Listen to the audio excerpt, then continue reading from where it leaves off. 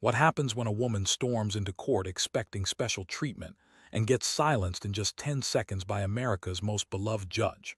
The courtroom went completely silent. You could hear a pin drop. What Judge Frank Caprio said next would be replayed millions of times across the internet, and the woman standing before him would never be the same again. If you've ever dealt with entitled behavior and wished someone would finally put their foot down, you need to see this. Drop a comment below if you've ever encountered someone like this in your own life. This is the story of Rebecca Ann Thompson, a 42-year-old marketing executive from Providence, Rhode Island, who walked into Judge Caprio's courtroom on a Tuesday morning in October 2023 with an attitude that would shock everyone present. She had no idea that her behavior, her words, and her complete lack of accountability were about to collide with a judge known worldwide for his compassion, but also for his unwavering commitment to justice and humility.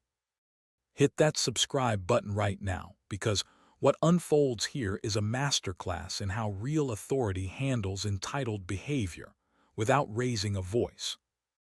Rebecca drove a white 2022 Mercedes GLE 450, the kind with the panoramic sunroof and premium leather seats.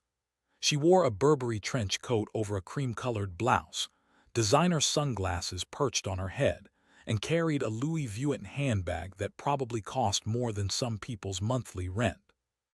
Everything about her appearance screamed privilege, but it was what she did on September 15, 2023, at approximately 3:47 p.m. that brought her before Judge Caprio.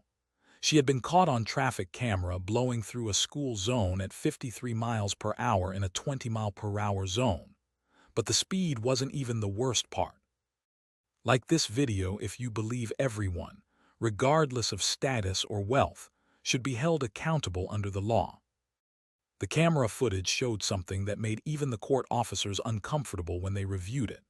As Rebecca sped through the Franklin Elementary School zone, children were actively crossing the street with a crossing guard. The crossing guard, a 67-year-old retired teacher named Martha Delgado, had her stop sign raised. She had to literally pull back two children, 8-year-old Emma Rodriguez and 9-year-old Michael Chen, who were already stepping off the curb.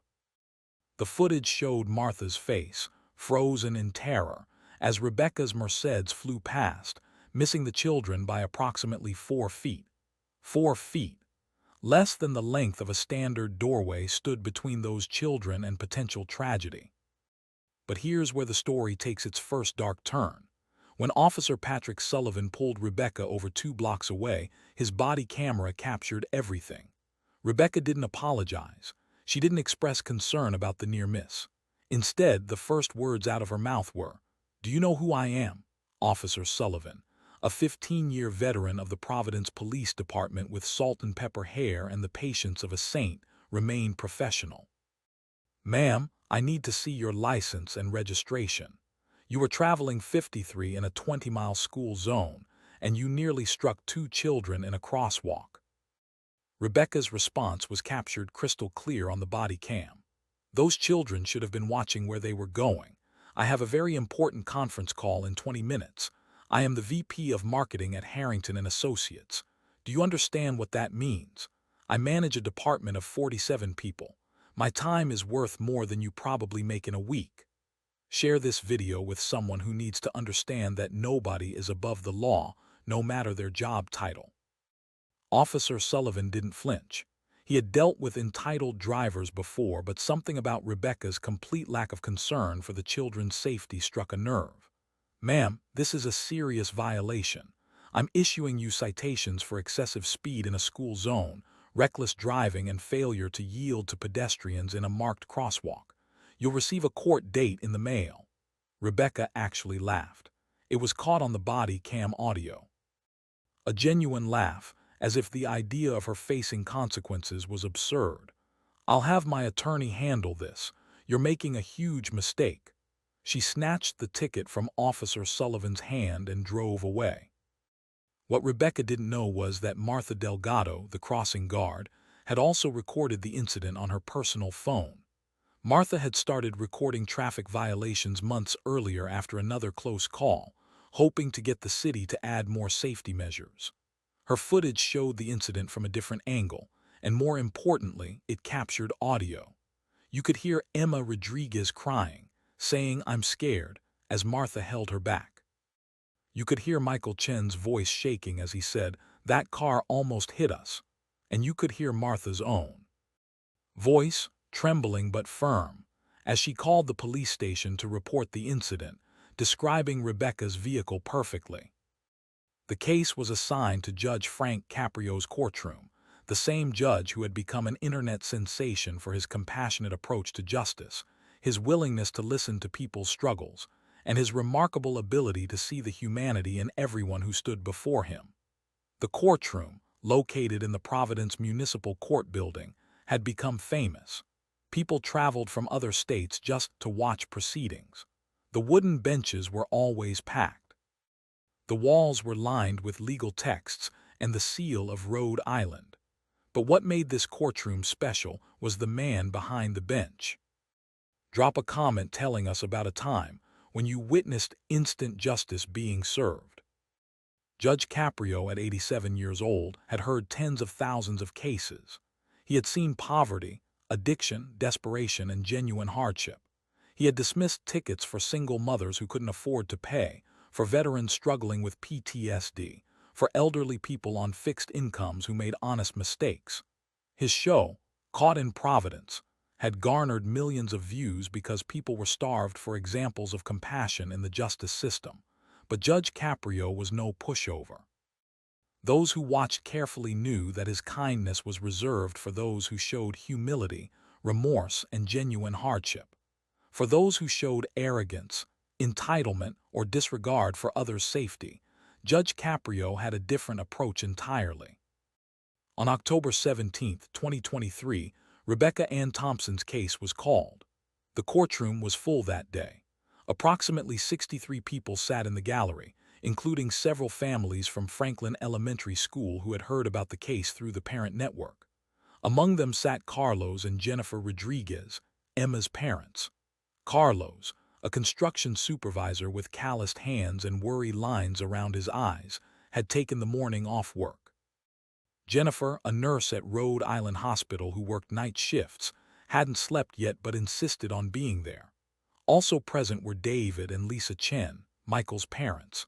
David owned a small restaurant in Federal Hill, and Lisa taught piano lessons from their home. They didn't usually get involved in legal matters, but when they learned how close their son had come to being struck, they felt compelled to attend. Martha Delgado was there too, wearing her crossing guard uniform even though she wasn't on duty. She sat with her hands clasped in her lap, occasionally glancing at the door, waiting for the woman in the Mercedes to appear. Next to her sat her daughter, Patricia, who had taken time off from her job as a paralegal to support her mother. Patricia had seen the footage. She had watched her mother's hands shake as Martha described how close they had come to witnessing a tragedy. When Rebecca walked into the courtroom, heads turned. She wore a charcoal gray pantsuit, Prada heels, and carried the same Louis Vuitton bag. Her hair was styled perfectly, not a strand out of place. She wore minimal jewelry except for a Cartier watch that caught the light as she moved. Her expression wasn't one of concern or nervousness. If anything, she looked mildly annoyed, as if this whole proceeding was an inconvenience sandwiched between more important appointments. She didn't glance at the gallery. She didn't make eye contact with anyone. She walked straight to the defendant's position with the confidence of someone who expected this to be resolved quickly and in her favor. If you're enjoying this story of justice being served, hit that like button and make sure you're subscribed with notifications on, because we bring you the most powerful courtroom moments on YouTube. The bailiff, James Morrison, a stocky man with 23 years of service, called the court to order. All rise. The Municipal Court of Providence is now in session, the Honorable Judge Frank Caprio presiding. Everyone stood. The sound of 63 people rising created a brief shuffle of movement and fabric. Judge Caprio entered from his chambers, his black robe flowing slightly as he walked. Despite his age, he moved with purpose. His face, kind but serious, surveyed the courtroom. He noticed the unusual number of people present. This wasn't a typical traffic case crowd.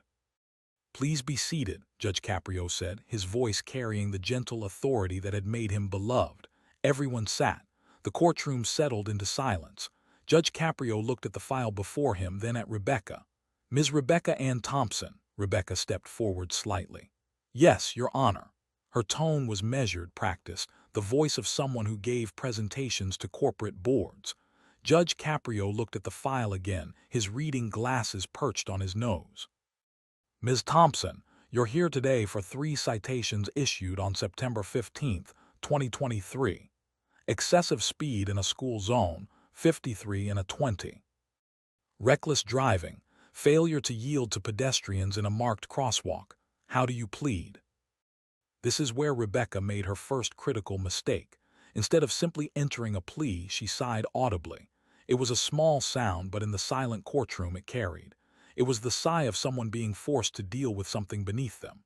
"Your Honor, with all due respect, I think there's been a significant misunderstanding here." Judge Caprio's eyebrows raised slightly. He set the file down and gave Rebecca his full attention. "A misunderstanding? Please explain." Rebecca shifted her weight, adjusted her bag on her shoulder, and launched into what she clearly believed was a compelling defense. "Your Honor, I'm a marketing executive with significant responsibilities.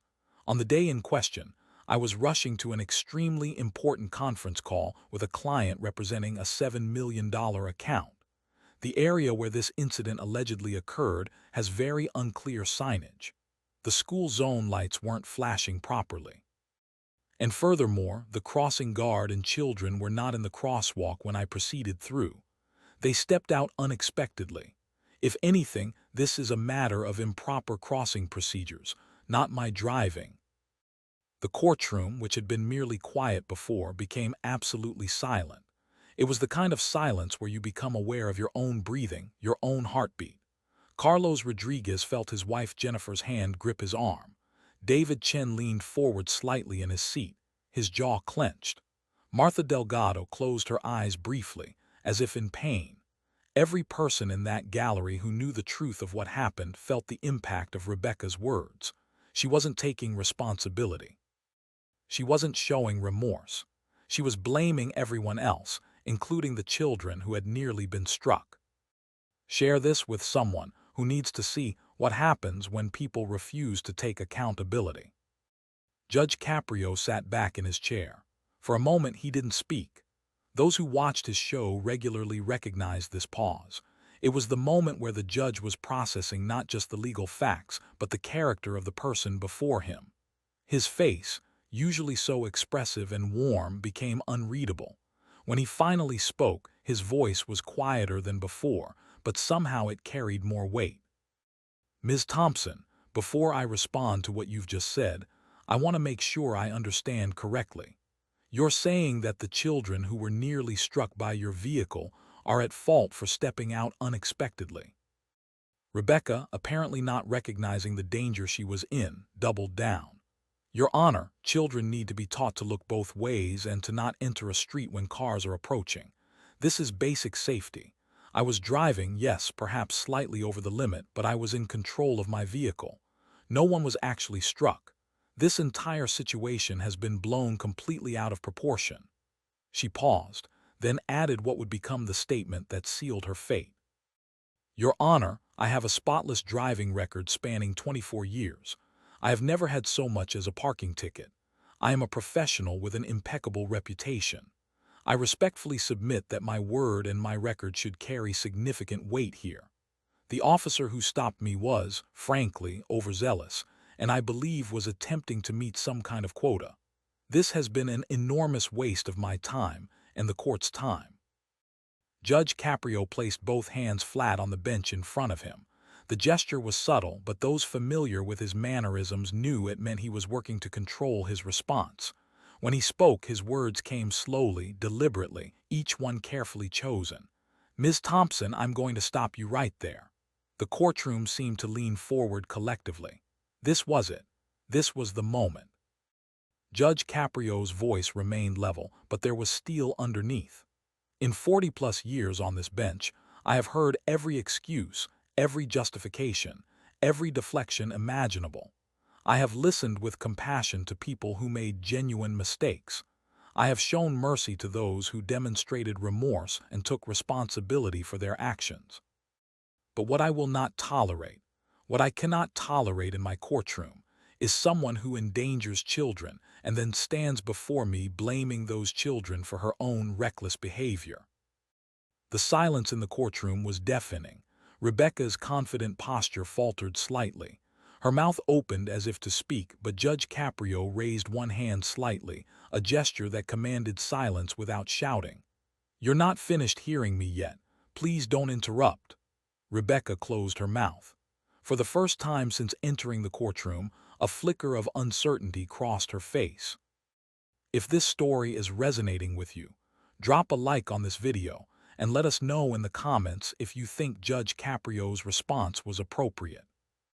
Judge Caprio continued, and his next words would be replayed millions of times across social media platforms, shared in parenting groups, discussed in law schools, and held up as an example of judicial clarity and moral courage. Ms. Thompson, your resume does not impress me. Your job title does not impress me.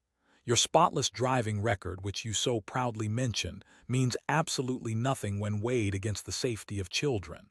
What impresses me is character. What impresses me is humility. What impresses me is a person who, when confronted with a mistake, has the courage to say, "I was wrong and I'm sorry." You have shown none of those qualities today. Rebecca's face began to change color. The confident, slightly bored expression was replaced by something else. Her cheeks flushed. Her hand gripped her designer bag more tightly. But Judge Caprio wasn't finished. "Before I make my ruling, I'm going to show you something. Bailiff Morrison, please set up the video display." James Morrison moved efficiently, setting up a screen that could be seen by Rebecca and the entire courtroom. The technology had been installed specifically because Judge Caprio believed in showing people the evidence, in making them confront the reality of their actions. "What I'm about to show you," Judge Caprio said, "is the traffic camera footage from September 15th, synchronized with Officer Sullivan's body camera footage and video recorded by the crossing guard, Mrs. Martha Delgado. I want you to watch this carefully, Ms. Thompson. I want everyone in this courtroom to see exactly what happened that day." The screen flickered to life. The traffic camera angle showed Franklin Elementary School, a brick building with colorful artwork visible in the windows. The time stamp read 3:47 p.m. Children were visible leaving the building, backpacks bouncing as they walked. The crossing zone was clearly marked with bright yellow signs that read "School Zone Speed Limit 20 when children present." The lights were flashing. There was no ambiguity. Then came Martha Delgado into frame, wearing her bright yellow safety vest and holding her octagonal stop sign. Behind her, walking toward the crosswalk, were two children. Emma Rodriguez, a small girl with her hair in a ponytail, wearing a pink jacket and carrying a unicorn backpack.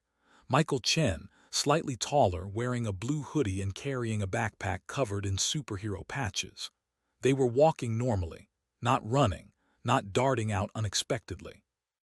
They were with a crossing guard in a marked crosswalk during designated school zone hours, with all proper signals activated. Martha stepped into the street, her stop sign raised high. Emma and Michael reached the curb. They looked both ways just as they had been taught. Martha waved them forward. They stepped off the curb and began to cross. And then Rebecca's white Mercedes appeared. The speed was visible, obvious. This wasn't someone going 25 in a 20. This was aggressive speed, the kind where you could see the distance closing too fast. Martha saw it. Her head turned. Her free hand shot out. Her body moved with surprising speed for a woman of 67, grabbing both children and pulling them back onto the curb. The Mercedes flew past, so close that the wind displacement was visible in how Martha's vest and the children's clothing moved. The courtroom watched in absolute silence. When the camera angle switched to the body cam footage, people heard Rebecca's voice for the first time. "Do you know who I am?" Those words, spoken with such casual arrogance, landed differently when juxtaposed with what everyone had just witnessed.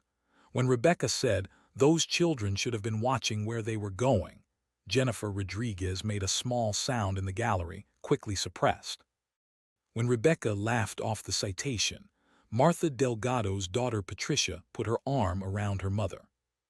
Drop a comment telling us if you think video evidence should be mandatory in all traffic cases involving endangered pedestrians. Then came Martha's personal recording. This angle was from her phone held at roughly chest height. The audio was what made this footage particularly powerful. You could hear children's voices, the ambient sounds of a school day ending, cars in the distance, birds chirping, normal sounds of a normal afternoon. Then you heard Martha say, "Okay, let's cross now, stay with me." You heard Emma's small voice say, "I see a car, Miss Martha." You heard Martha respond, "I see it too, honey. They'll stop." That's what the sign means. The confidence in Martha's voice was heartbreaking because everyone watching knew what was about to happen. The car didn't stop. The engine sound grew louder. Martha's voice changed instantly. Get back now."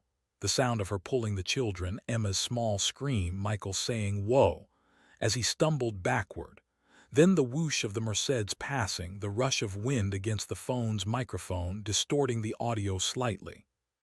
Then silence for 3 seconds. Then Emma crying, her voice small and scared. "I'm scared, Miss Martha, I'm really scared."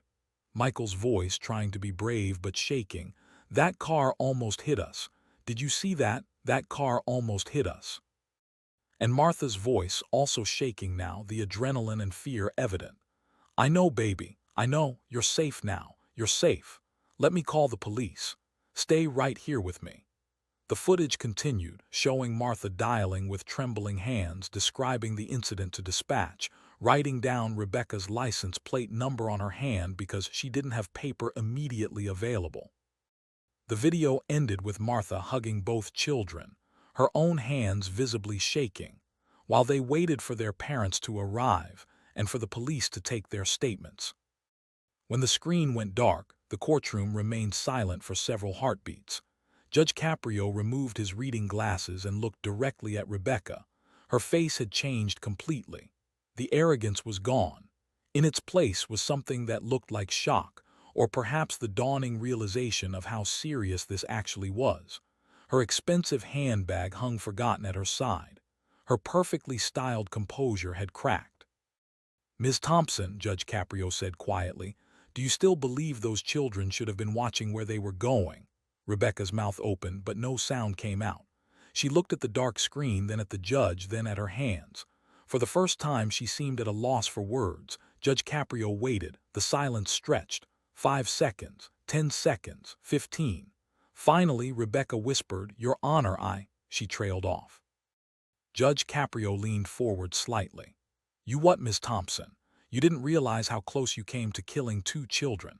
You didn't think about the fact that Emma Rodriguez and Michael Chen could have been struck by your vehicle, that they could have been seriously injured or killed, that their families would have been destroyed, that Martha Delgado, a woman who volunteers her time to keep children safe, would have had to witness that tragedy." His voice remained level, but the words hit like hammer blows. Hit that subscribe button if you believe Judge Caprio is one of the finest judges in America. Rebecca's face crumpled. It was as if the video evidence combined with Judge Caprio's words had finally penetrated her defensive shell. Her eyes began to well with tears. Her voice, when it came, was completely different from the confident executive tone she'd used earlier. I honestly didn't realize it was that close. I thought." She stopped. Judge Caprio waited. "You thought what?" Rebecca swallowed hard. "I thought I had more room. I thought I was. I don't know what I thought." Watching that video, hearing those children, she put her hand over her mouth, her eyes squeezed shut. The transformation was happening in real time. Whether it was genuine remorse or simply the shock of seeing herself through others' eyes, something was shifting in Rebecca Thompson. Judge Caprio watched her carefully.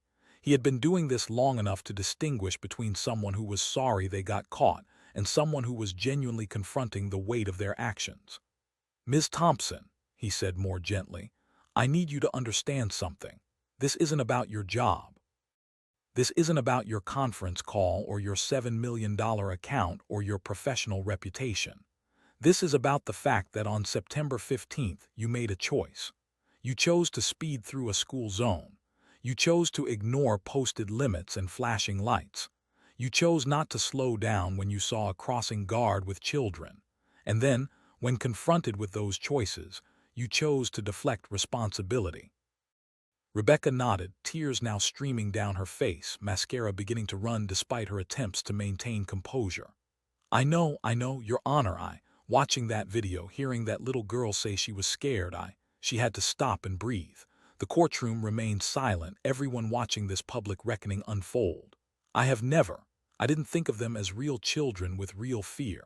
I was so focused on my call, on my schedule. I've been working 80-hour weeks. I'm up for a promotion. I was completely in my own head she looked up at Judge Caprio with red-rimmed eyes.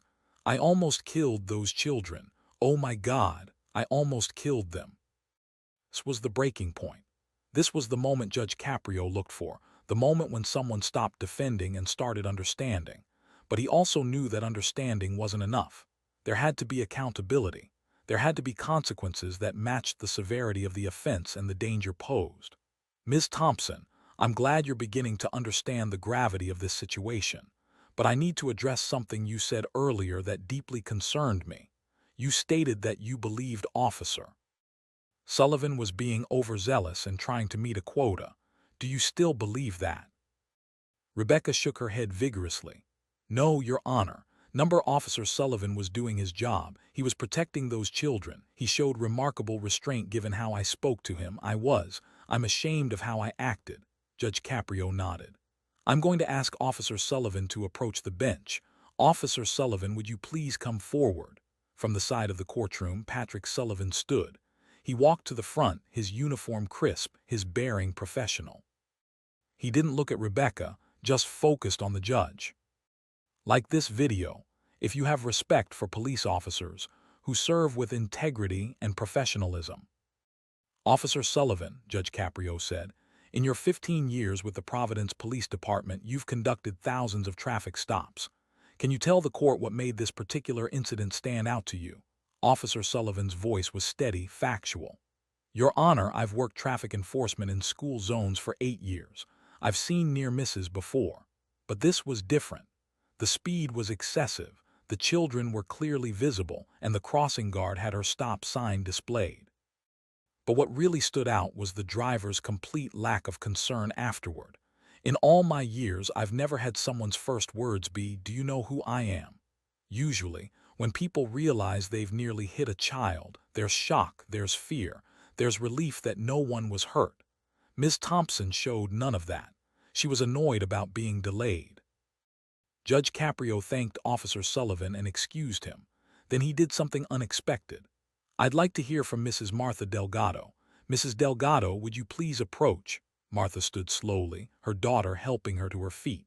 She walked to the front of the courtroom, her crossing guard uniform a bright spot of yellow in the formal setting. She looked nervous, her hands clasped in front of her.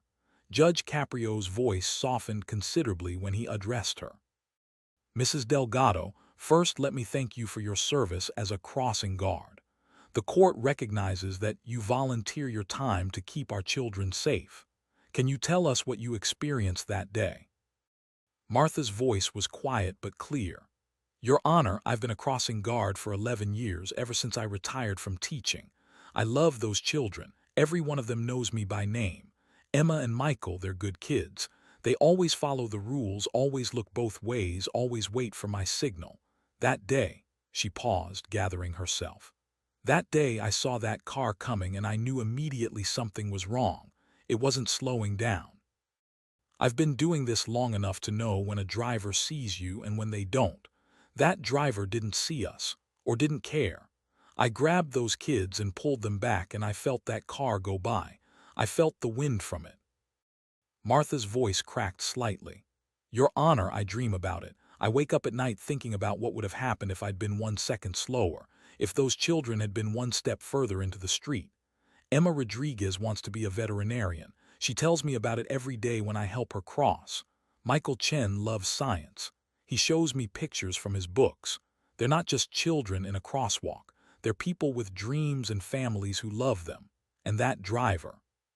She glanced at Rebecca for the first time. That driver didn't see them as people at all. The emotional impact of Martha's testimony was visible throughout the courtroom. Jennifer Rodriguez was crying quietly, her husband's arm around her. Lisa Chen had her hand over her heart. Even Bailiff Morrison, who had seen hundreds of cases, looked affected. Judge Caprio let the silence hold for a moment, letting Martha's words settle. Then he spoke to Rebecca again. "Ms. Thompson, you've heard Officer Sullivan's testimony. You've heard Mrs. Delgado's testimony. You've seen the video evidence. Is there anything you'd like to say to Mrs. Delgado? Drop a comment below telling us if you think crossing guards deserve more recognition and appreciation for the work they do." Rebecca turned to face Martha directly. The tears were flowing freely now. Her voice was thick with emotion. "Mrs. Delgado, I am so sorry. There are no words adequate for what I did. You saved those children's lives. You are a hero. And I was the threat you were protecting them from. I was so wrong about everything. About my importance, about my priorities, about everything. I am deeply, profoundly sorry." Her voice broke on the last word. Martha looked at her for a long moment, then nodded slightly but said nothing. The forgiveness, if it was coming, would have to be earned, not given freely.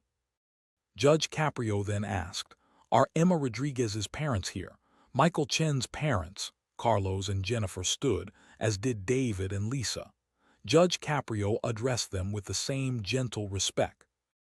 He'd shown Martha, "I know this has been difficult for your families. Would any of you like to address the court?" Carlos Rodriguez spoke first. His voice was rough with emotion, the voice of a father who had come too close to losing his child.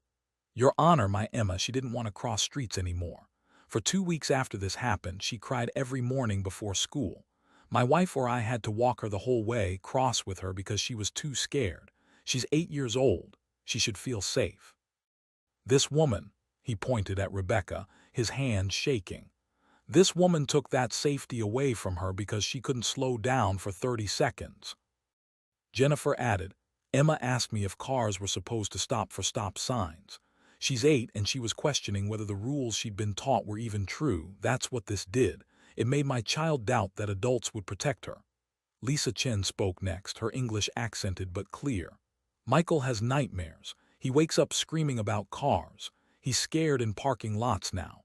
Scared crossing any street. We try to tell him it was just one bad driver, but he's 9. He just knows a car almost hit him, and the person driving didn't care." The gallery was openly emotional now. These weren't abstract victims or statistics. These were real families articulating real trauma. Judge Caprio listened to every word, his face grave. When they finished, he thanked them and asked them to be seated. Then he turned back to Rebecca, who was visibly shaking, her professional composure completely shattered. "Ms. Thompson, you've heard from the people whose lives you affected. You've heard their pain. Now I'm going to tell you what your choices could have cost." Judge Caprio pulled out several documents from the file. "I have here medical reports detailing what typically happens when a vehicle traveling at 53 miles per hour strikes a child. The injuries include skull fractures, brain trauma, internal bleeding, broken bones, severed spinal cords. The survival rate for a child struck at that speed is approximately 30%. 30%. That means 7 out of 10 children die. The ones who survive often face lifelong disabilities, cognitive impairments, chronic pain. Emma Rodriguez and Michael Chen were 4 feet away from that fate. 4 feet." He let that sink in, then continued. "I also have a letter here from Franklin Elementary's principal, Dr. Sarah Weinstein. She writes that in the days following this incident, 14 parents contacted the school expressing concern about safety. 3 families temporarily changed their children's routes to avoid that crossing. The school had to bring in counselors to talk to children who witnessed or heard about the near miss. Your actions didn't just affect 2 children, Ms. Thompson. They affected an entire school community.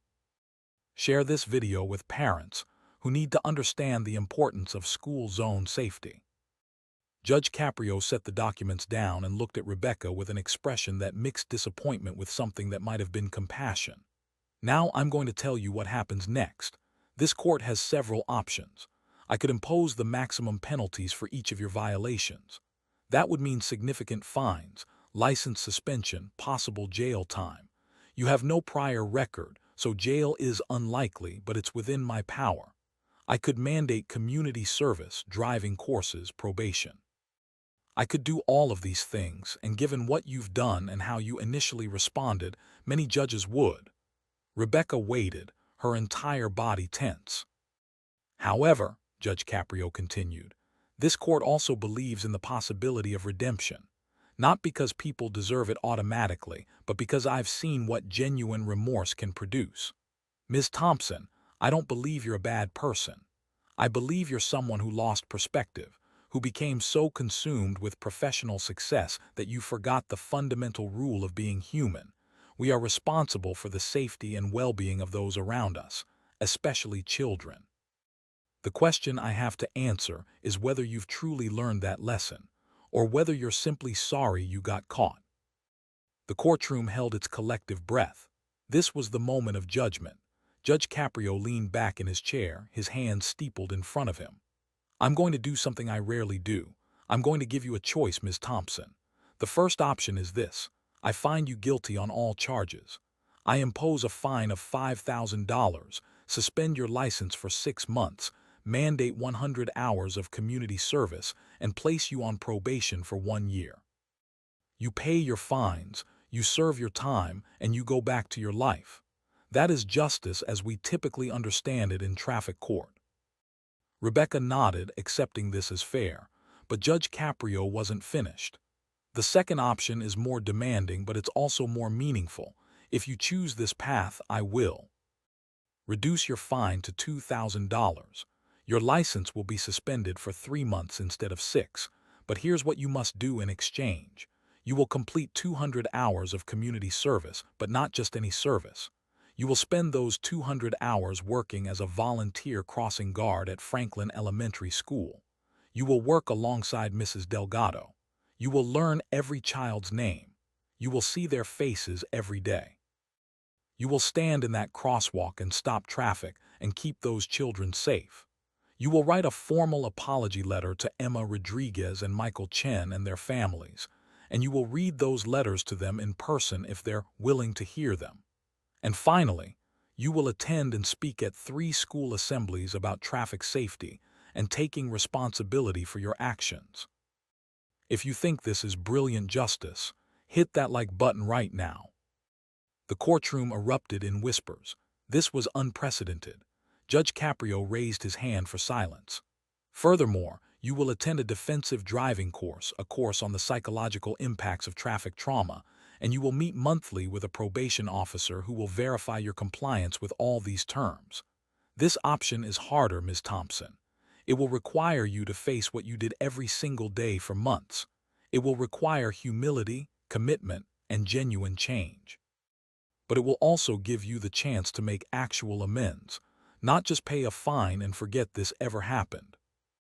Rebecca stared at Judge Caprio, her face a mix of shock, fear, and something that might have been hope. Your Honor, I don't even know what to say. You're giving me a chance to actually fix this. Judge Caprio's expression was serious. I'm giving you a chance to try. But understand this. If you choose this second option and you fail to complete any part of it, if you miss a single day of service, if you show up with the same arrogance you walked in here with, I will revoke this arrangement immediately and impose the maximum penalties allowable by law. This is not mercy. This is an opportunity for you to prove that you understand what you almost did and that you're committed to being better. The choice is yours. Courtroom was silent again. Every eye was on Rebecca. She stood there in her expensive suit and designer shoes, her makeup ruined by tears, her carefully constructed image completely dismantled. When she spoke, her voice was barely above a whisper but clear enough for everyone to hear. Your Honor, I choose the second option. I want to make this right. I need to make this right. Judge Caprio studied her for a moment. Are you certain? This will not be easy. Your employer may not be understanding. Your professional life may suffer. You will have to wake up early, stand outside in all weather, and face the community you endangered. Are you truly prepared for that?" Rebecca nodded emphatically. "Yes, Your Honor, I need to do this. I need to understand what I almost destroyed. And I need those children and their families to know that I'm not just sorry with words. I'm sorry with actions." Judge Caprio nodded slowly. "Very well. I am accepting your plea of guilty on all charges. I am sentencing you to the terms of the second option as described. You will report to Franklin Elementary School this coming Monday at 7:00 a.m. to begin your service. Mrs. Delgado, are you willing to supervise Ms. Thompson's community service?" Martha, still standing near the front, looked at Rebecca for a long moment. The entire courtroom waited. Finally, Martha spoke. "Your Honor, if Ms. Thompson is sincere about learning and changing, then yes, I'm willing to teach her. Those children deserve safe streets. If she can help make that happen, I'll give her that chance." Judge Caprio smiled, the first real smile since the proceedings began. "Mrs. Delgado, you have a generous spirit. Ms. Thompson, you should be grateful for her willingness to mentor you. Drop a comment telling us what you think about Judge Caprio's sentencing choice." Then Judge Caprio did something that made this moment truly special. He addressed the Rodriguez and Chen families directly. "Mr. and Mrs. Rodriguez, Mr. and Mrs. Chen, this court cannot undo what happened to your children. We cannot erase their fear or your trauma. But what we can do is ensure that Ms. Thompson understands the human cost of her actions and works to prevent similar incidents. I want you to know that if at any point you wish to speak with Ms. Thompson as part of her required apologies, that is your choice, not an obligation. You owe her nothing. She owes you and your children a debt that cannot be fully repaid, but she can try." Carlos Rodriguez stood. "Your Honor, thank you. Thank you for seeing our kids as people, not just case details. If Rebecca," he looked at her directly, using her first name for the first time, "if Rebecca really does this work, really learns, then maybe Emma will see that people can change. Maybe that's worth something." Jennifer added, "We're willing to meet with her when the time is right, when our daughter is ready." David and Lisa Chen nodded their agreement as well. Judge Caprio turned back to Rebecca one final time. "Ms. Thompson, I'm going to say something now that I want you to remember every day of your community service. You came into this courtroom believing that your job title, your salary, your professional success made you important. But importance isn't measured by what you achieve for yourself. It's measured by how you treat others, especially those who are vulnerable. Those children in that crosswalk are more important than any conference call, any client, any promotion. Mrs. Delgado, a volunteer crossing guard, is more valuable to this community than any executive. Do you understand that now?" Rebecca's voice was thick with emotion but strong. "Yes, Your Honor, I understand, and I promise you I will honor this chance you're giving me. I will do everything you've required and more. I will make sure that every child at Franklin Elementary knows I'm there to keep them safe. I will earn back the trust I shattered." Judge Caprio nodded. "See that you do. This court is adjourned." The gavel came down with a sharp crack that echoed through the courtroom. As people began to file out, something unexpected happened. Martha Delgado approached Rebecca. Rebecca, who had been gathering her belongings with shaking hands, looked up in surprise. Martha's face was serious but not unkind. "Monday morning, 7 o'clock sharp. Wear comfortable shoes. The work is harder than it looks." Rebecca nodded, fresh tears streaming down her face. "I'll be there, Mrs. Delgado, I promise, and thank you. Thank you for giving me this chance." Martha studied her for a moment. "Don't thank me yet. Thank me in 6 months if you've actually changed." Then Martha turned and walked away with her daughter. Hit subscribe if you want to see more stories of transformation and justice. The Rodriguez and Chen families left together, talking quietly among themselves. As they passed Rebecca, Emma Rodriguez, who had been sitting with her parents in the gallery, looked at Rebecca with wide, serious eyes. Rebecca knelt down, bringing herself to the child's eye level. "Emma, I'm so sorry I scared you. I'm going to work very hard to make sure you feel safe again." Emma didn't respond verbally, but she nodded slightly before taking her mother's hand and leaving. It was a small gesture, but it meant everything. Officer Sullivan approached Rebecca as well. His expression was neutral, professional. "Ms. Thompson, for what it's worth, Judge Caprio is giving you something rare. Most people don't get a second chance like this. Use it well." Rebecca stood and extended her hand. "Officer Sullivan, I owe you an apology too. The way I spoke to you that day was inexcusable. You were doing your job with professionalism and restraint. I'm sorry." Officer Sullivan shook her hand briefly. "Accepted. Now prove you mean it." And he too left. Within hours, the video of the court proceedings began spreading online. Judge Caprio's courtroom allowed filming for their show Caught in Providence, and this particular case was immediately recognized as something special. The 10-second moment when Judge Caprio said, "Your resume does not impress me. Your job title does not impress me.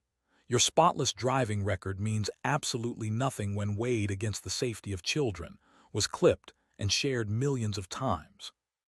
The comment sections filled with people praising Judge Caprio's wisdom, his balance of accountability and redemption, his refusal to be swayed by status or privilege. But the story didn't end in the courtroom. This is where the narrative shifts from judgment to transformation, from consequence to redemption. Because what happened next would prove whether Rebecca Thompson's remorse was genuine or just a performance for the judge. Monday morning, October 23, 2023, arrived cold and drizzly. The kind of morning where staying in bed seems infinitely more appealing than standing outside. At 6:45 a.m., Martha Delgado arrived at Franklin Elementary School, as she had done for 11 years. She wore her yellow safety vest, carried her stop sign, and prepared for another day of helping children cross safely. At 6:58 a.m., she saw a figure approaching.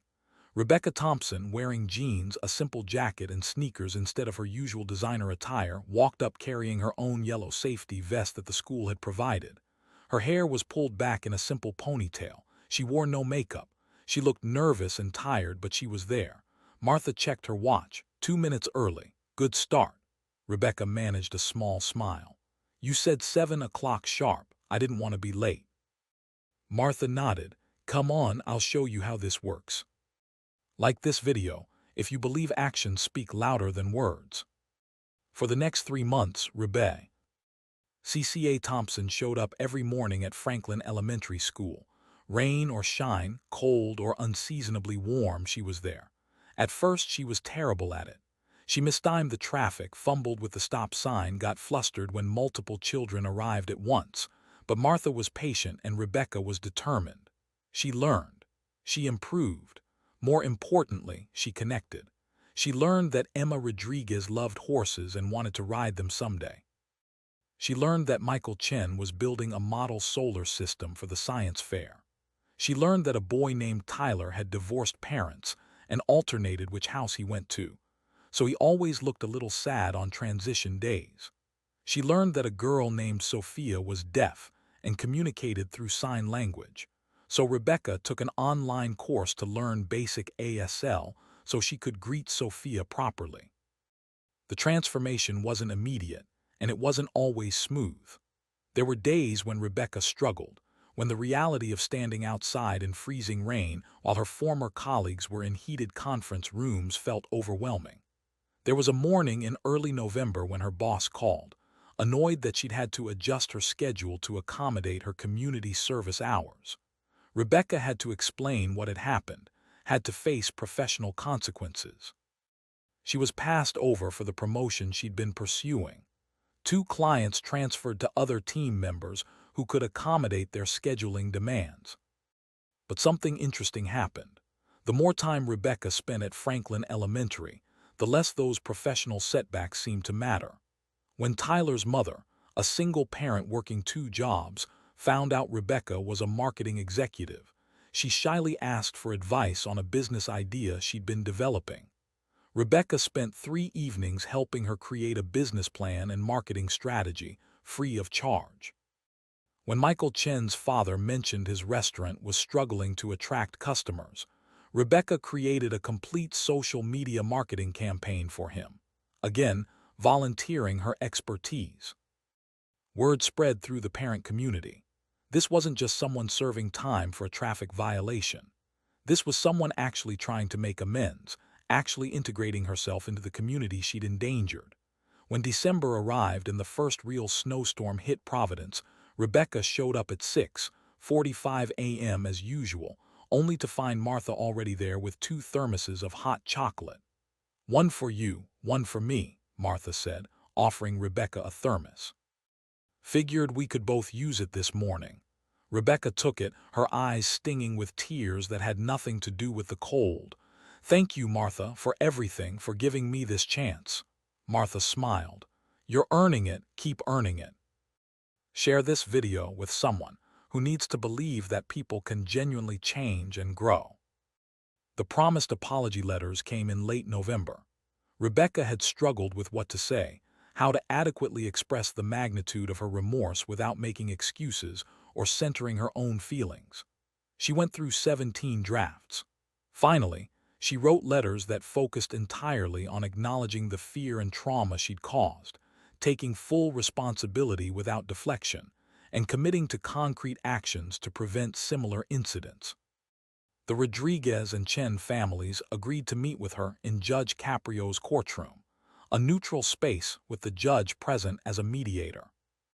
The meeting took place on December 3, 2023. Rebecca read her letters aloud, her voice shaking but clear.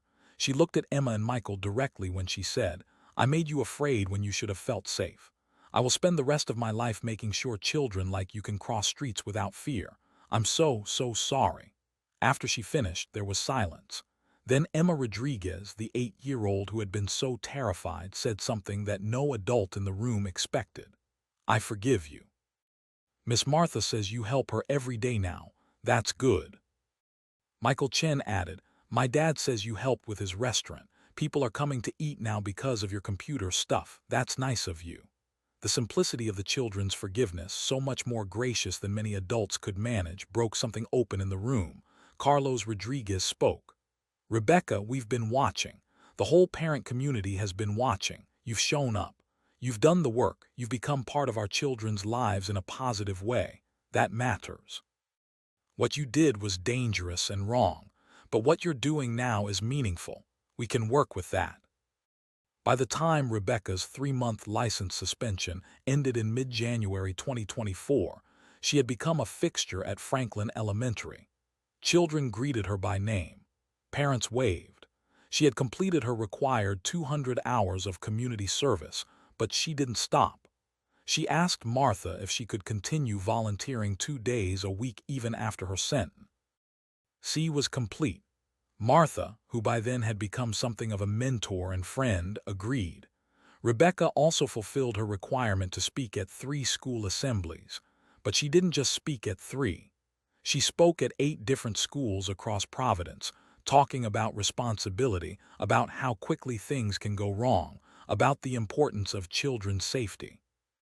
Her presentations included the video footage from her incident, which was difficult to watch each time but which she insisted on showing.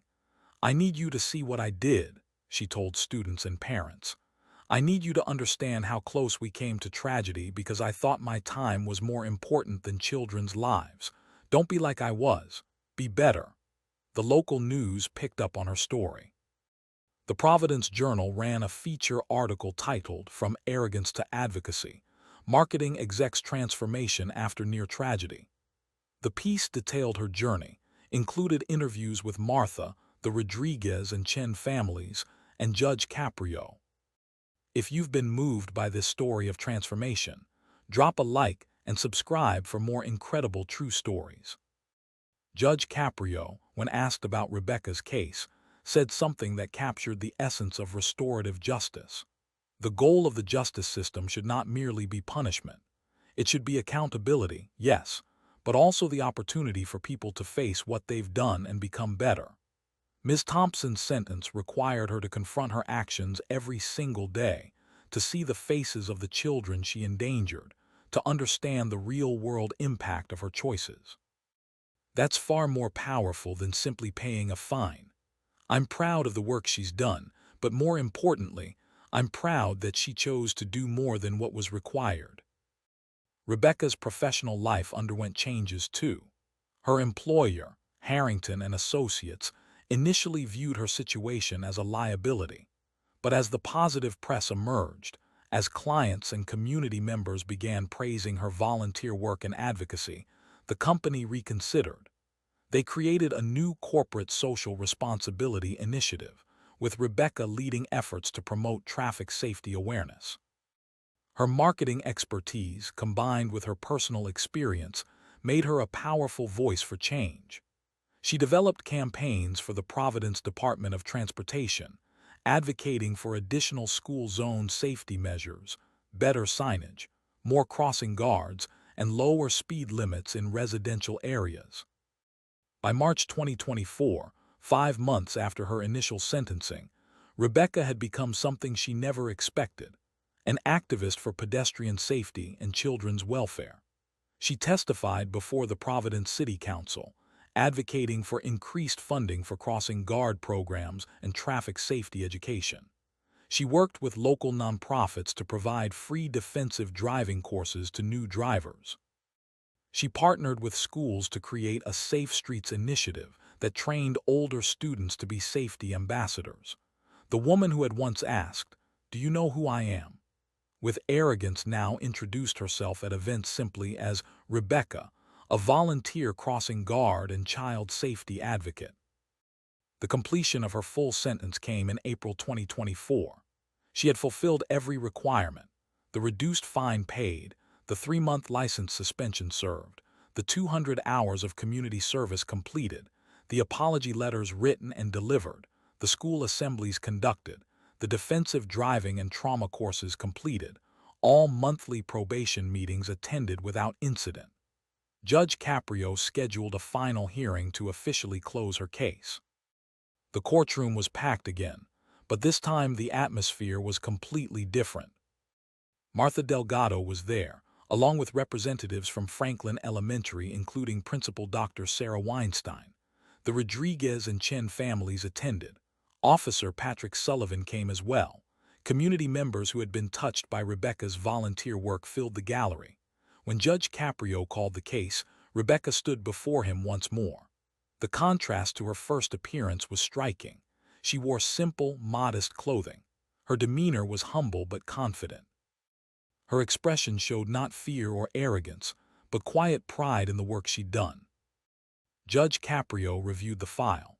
"Ms. Thompson, according to the reports from your probation officer, from Mrs. Delgado, from the schools where you spoke, and from the families you met with, you have not only completed every requirement of your sentence, but you have exceeded them significantly. You volunteered nearly 400 hours instead of the required 200. You've spoken at 8 schools instead of 3. You've created educational materials and advocacy campaigns that are making Providence safer for all children. This is remarkable. How do you feel about the work you've done?" Drop a comment telling us what you think Rebecca's story teaches us about second chances and personal growth. Rebecca took a moment before responding. When she spoke, her voice was steady and sincere. "Your Honor, 6 months ago I stood in this courtroom and learned what I really was. Someone so self-absorbed that I nearly killed 2 children and then blamed them for it. That realization was devastating, but it was also necessary. The sentence you gave me, requiring me to face what I'd done every single day, was the greatest gift I've ever received, though I didn't recognize it as a gift at the time. These past months, I've learned more about what matters than I did in 42 previous years of life. I've learned that meaning comes from service, that importance comes from how you treat people, especially those who are vulnerable. I've learned that professional success means nothing if you're morally bankrupt." She paused, gathering her thoughts. "I've learned that Emma Rodriguez wants to be a veterinarian, that Michael Chen builds incredible science projects, that Tyler needs extra encouragement on hard days, that Sophia's smile when you sign good morning to her can light up the whole world. Those are the things that matter. Your Honor, I didn't just complete a sentence. I rebuilt myself. And I'm not stopping. I'm going to continue volunteering at Franklin Elementary for as long as Martha will have me. I'm going to continue advocating for safer streets. I'm going to make sure that my worst mistake becomes the catalyst for positive change. That's the only way I can truly make amends." The courtroom was silent when she finished. Judge Caprio removed his glasses and looked at Rebecca with an expression of genuine satisfaction. "Ms. Thompson, when I sentenced you 6 months ago, I wondered whether you would rise to the challenge or whether your remorse was temporary, born of shock and embarrassment rather than genuine understanding. You have answered that question definitively. You have done the work. You have faced what you did without flinching. You have made meaningful amends to the people you harmed, and you have committed yourself to ensuring others don't make your mistakes. This is what justice should look like, not just punishment but transformation." He continued, "I am officially closing your case. Your sentence is complete. Your record will reflect your guilty pleas to the original charges, as is appropriate. But I am also entering into the record a commendation for exceptional rehabilitation and community service. This commendation will note your volunteer work, your advocacy efforts, and the positive impact you've had on pedestrian safety in Providence. Ms. Thompson, you came into this courtroom as someone I didn't particularly respect. You leave it as someone who has earned my respect and, more importantly, the respect of this community. I wish you continued success in your advocacy work." The courtroom erupted in applause, something rarely heard in a judicial setting. Rebecca, overcome with emotion, could only nod and whisper, "Thank you, Your Honor." Then Martha Delgado stood and approached Rebecca and in front of everyone embraced her. "You did good, Rebecca. You did real good." The Rodriguez and Chen families came forward as well. Emma and Michael, now comfortable with Rebecca after months of seeing her at their school, hugged her without hesitation. Their parents shook her hand, thanked her for the work she'd done. It was closure and new beginnings simultaneously. Share this story if you believe that justice combined with compassion can create real transformation.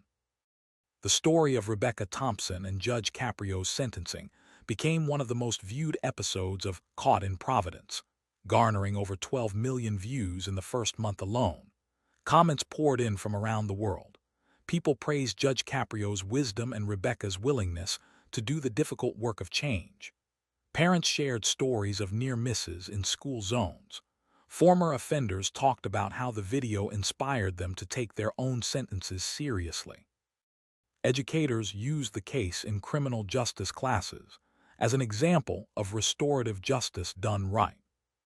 But perhaps the most impactful outcome was the concrete change in Providence. The publicity around Rebecca's case and her subsequent advocacy work led to real policy changes. The City Council approved funding for 20 additional crossing guards at high-traffic schools.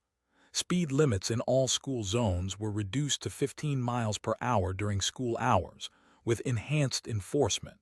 New traffic cameras were installed at 50 intersections near schools. A Safe Routes to School program was established, mapping out the safest paths for children walking or biking to school and adding infrastructure like additional crosswalks, speed bumps, and flashing lights. Rebecca partnered with local businesses to sponsor these improvements, using her marketing background to create fundraising campaigns. Harrington and Associates, her employer, became a Majo, our sponsor, donating $100,000 to the Safe Routes program and featuring Rebecca's story in their corporate responsibility reports.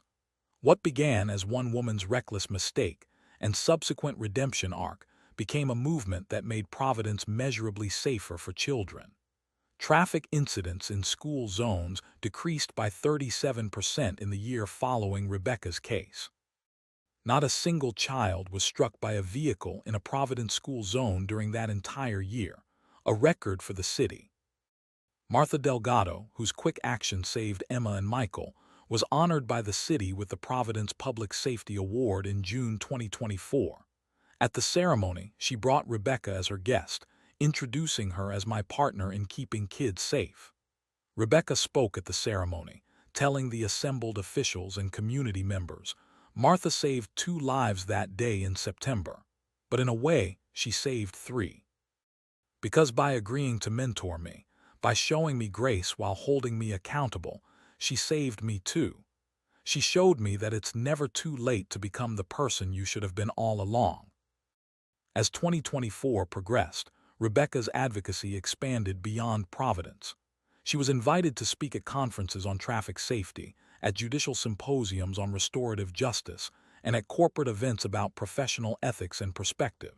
She always told her story completely honestly, never softening the ugliness of her initial behavior, never making excuses. "I was arrogant, entitled, and dangerous," she would say. "I thought my job made me important. I thought my time was more valuable than others' safety. I was completely, utterly wrong. And I'm grateful every day that I was stopped before I killed someone, that I was given a judge who saw potential for change, and that I was given a community willing to let me prove I could be better."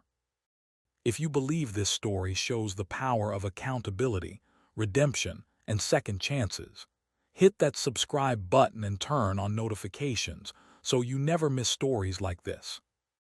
Emma Rodriguez, now 9 years old, wrote a letter that was featured in the Providence Journal in September 2024, 1 year after the incident.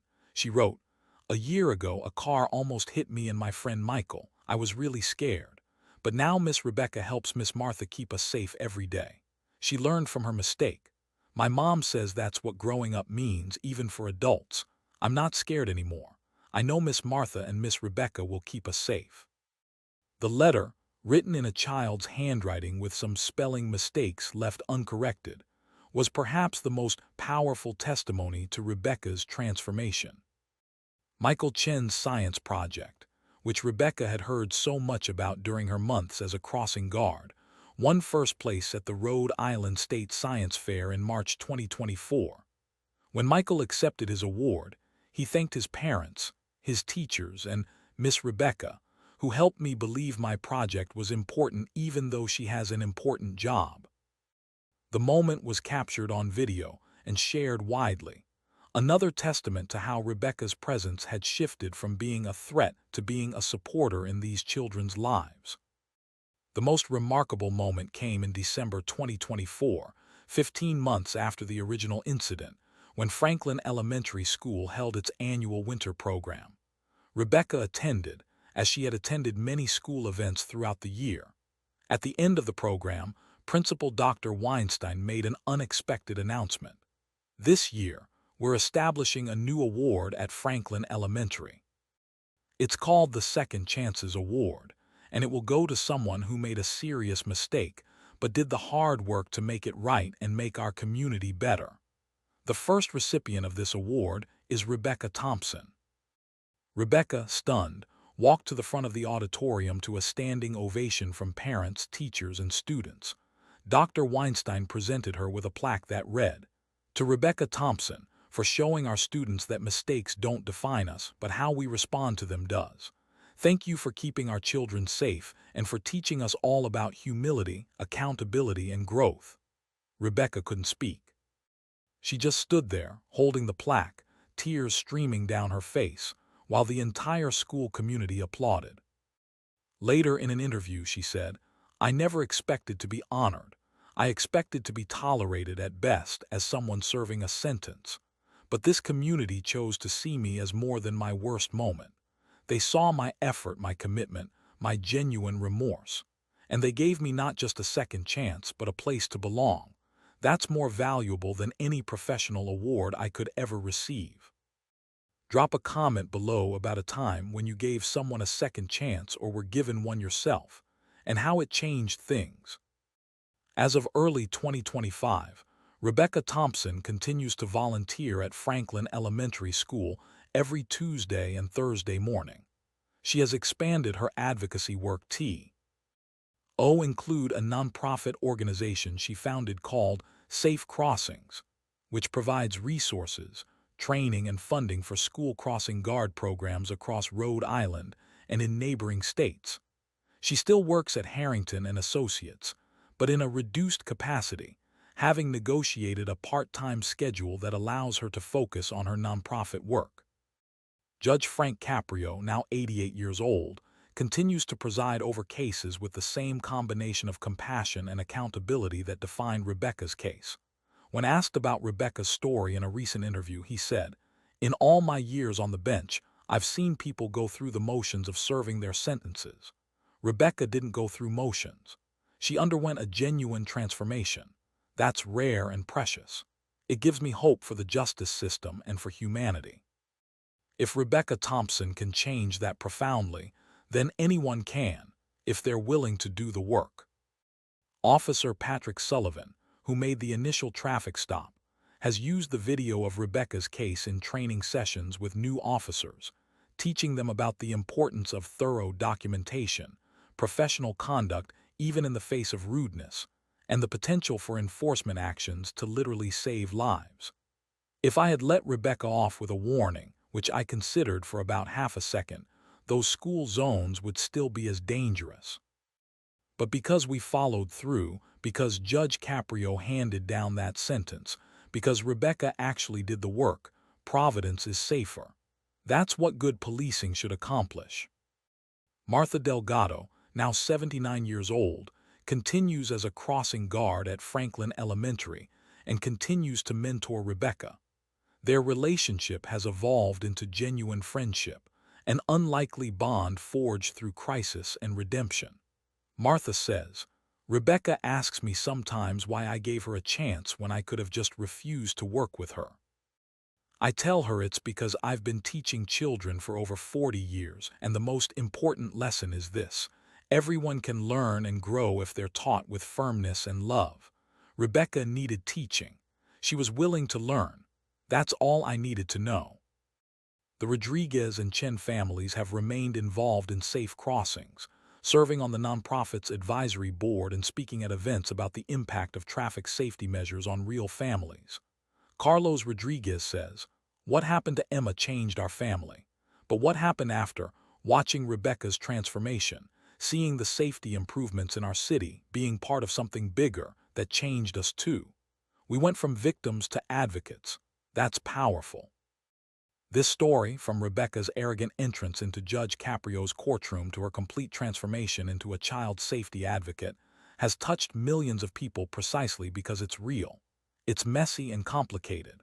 Rebecca's initial behavior was genuinely terrible. The danger she posed was real and serious, but her response to accountability was equally real. She didn't just check boxes or serve time. She fundamentally reconstructed her values and her life. If you found this story impactful, inspiring, or thought-provoking, do us a favor and hit that like button. Subscribe to this channel because we're committed to bringing you stories that matter, stories that show the complexity of human nature, the power of accountability, and the possibility of redemption. The lesson of Rebecca Thompson's story isn't that everyone deserves forgiveness or that serious offenses should be treated lightly. The lesson is that the justice system works best when it requires people to confront what they've done, to face the human cost of their actions, and to make meaningful amends. Judge Caprio's sentence didn't let Rebecca off easy. It made her do something much harder than paying a fine. It made her look at Emma Rodriguez and Michael Chen every day and understand what she almost destroyed. That kind of accountability changes people in ways that punishment alone cannot. Rebecca herself says, "People sometimes tell me I've been so brave or strong to share my story publicly, to keep volunteering even after my sentence was complete. But that's not bravery. That's necessity. I carry what I almost did with me every single day. I see Emma and Michael and every other child at Franklin Elementary, and I remember that 4 feet stood between them and tragedy. I can never undo that moment, but I can spend the rest of my life making sure other drivers don't make my mistake. That's not heroic. That's the bare minimum of what I owe." In the comments section, we want to hear from you. Have you ever encountered someone with an entitled attitude who needed to be held accountable? Have you ever made a serious mistake and been given a chance to make it right? Do you think Judge Caprio's approach to sentencing was fair, or should Rebecca have faced harsher penalties? What do you think about restorative justice? Stice compared to traditional punitive justice. Share your thoughts, your stories, your perspectives. This channel is a community of people who believe in justice, accountability, and the human capacity for growth. And if you're wondering what happened to Rebecca's career, the $7 million account she was rushing to that day, the conference call that seemed so important, she did lose that account. The client moved to a different agency. The promotion she wanted went to someone else. Her income decreased when she moved to part-time. But when asked if she regrets those losses, Rebecca laughs. I gained perspective and purpose. I lost a client and gained a community. I lost a promotion and gained the respect of people who actually matter. I lost my arrogance and gained humility. That's the best trade I've ever made. Before we close, we want to give you a preview of our next video. We'll be covering another incredible Judge Caprio case, where a homeless veteran stands before the judge for unpaid parking tickets. But what Judge Caprio discovers about the man's background leads to one of the most emotional moments ever captured in that courtroom. You're not going to want to miss it. Make sure you're subscribed with notifications turned on so you don't miss that story. The story of Judge Caprio silencing an arrogant woman and then offering her a path to redemption is more than a viral courtroom moment. It's a testament to what justice can be when it's administered with both firmness and wisdom. It's a reminder that wealth, status, and professional success mean nothing when measured against the safety of children and the basic human obligation to treat others with care and respect. It's proof that people can change, truly change, when they're held accountable in meaningful ways and given the structure to make genuine amends. Rebecca Thompson walked into Judge Caprio's courtroom expecting special treatment and walked out with an assignment that would change her life. She accepted that assignment and transformed not just herself, but her entire community. That's the power of restorative justice. That's the wisdom of Judge Frank Caprio. And that's why this story has resonated with millions of people around the world who are hungry for examples of justice done right. Thank you for watching. Thank you for engaging with this story. Thank you for being part of a community that believes in accountability, in growth, in second chances earned through genuine effort. Hit that like button, subscribe to the channel, drop your comments and thoughts below, and we'll see you in the next video with another powerful story of justice, humanity, and transformation. Remember, we're all capable of both great mistakes and great growth. The question is which path we choose when we're confronted with the truth of our actions. Choose wisely, drive safely, and treat every person you encounter as if they matter, because they do.